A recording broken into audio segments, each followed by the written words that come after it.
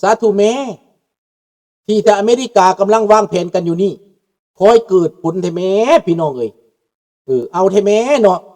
ญี่ปุ่นไต้หวันเกาหลีใต้อินโดนีเซียอเมริกาและออสเตรเลียนิวซีแลนด์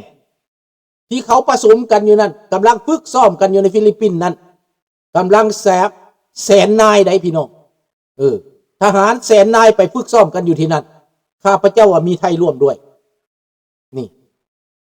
นี่เป็นตาสะอ่อนบ่พี่น้องเป็นตาอ่อนซอนบ่เจกนี่เต้นโวยวายเจกนี่ออกมาโวยวายได้บ่พอใจได้เจกบ่พอใจได้พี่น้องถามแน่ครับมันแม่นบ่กลุ่มประเทศอยู่ข้างอเมริกาเวลานี้แต่ละประเทศเขาถอนตัวเบิดแล้วปล่อยให้ทำโดดเดี่ยวนั่นแม่นบ่เขาถอนตัวหรือบ่ถอนตัวอเมริกามันก็บ่ตื่มหยังประเทศอื่นมาสวยก็บ่ตื่มหยังเด้อเขาสิถอนหรือบ่ถอนน่ะเขาประเทศถอนไปน่ะถ้ามันเกิดหยังขึ้นมาน่ะเขาก็ต้องเป็นตัวเองเด้น้องธนพรอเมริกาบ่ได้ต้องการ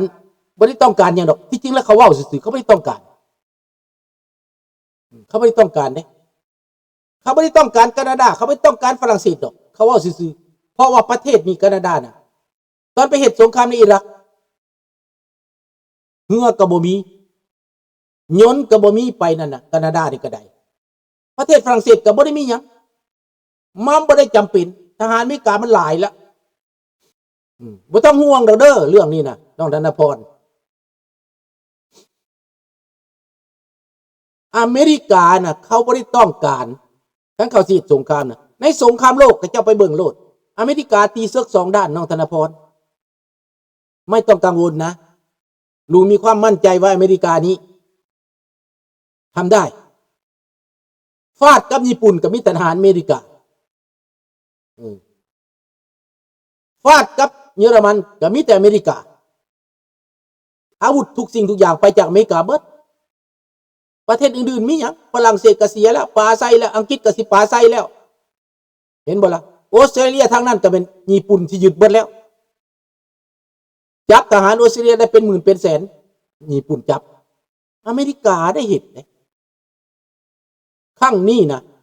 ถ้าอเมริกาบ่อ่อนแอบ่แตกแยกภายในบ่ถึงเดโมแครตเตตัดไว้นะ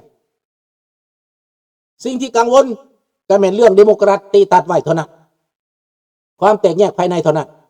แต่คิดว่าครั้งนี้นะอเมริกาบ่ปล่อยดอกเขามีบทเรียนแล้วเรื่องอิหร่านพิษกับอเมริกาบ่แม่นแต่มื้อนี้สมัยรีแกนพุ่นน่ะเขาเคยจูดน้ำมันเขาเคยเผาเรือมาแล้วอเมริกาก็เอารอดมาอยู่ตลอดอเมริการู้เกมนี้ดีในสมัยรีแกน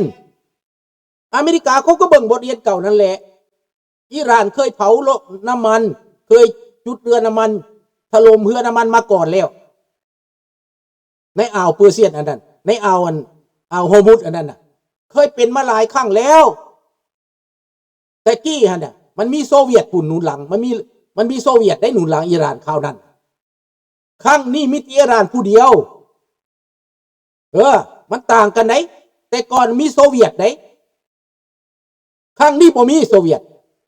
และก็มีแต่จีนอยากคุมทั้งนอกซื่ออเมริกาหู้หมดเขารู้หมดนะเขาเข้าใจหมดนั่นแหละอเมริกาหู้ปล่อยเขาจะหู้ในไวๆนี่แหละ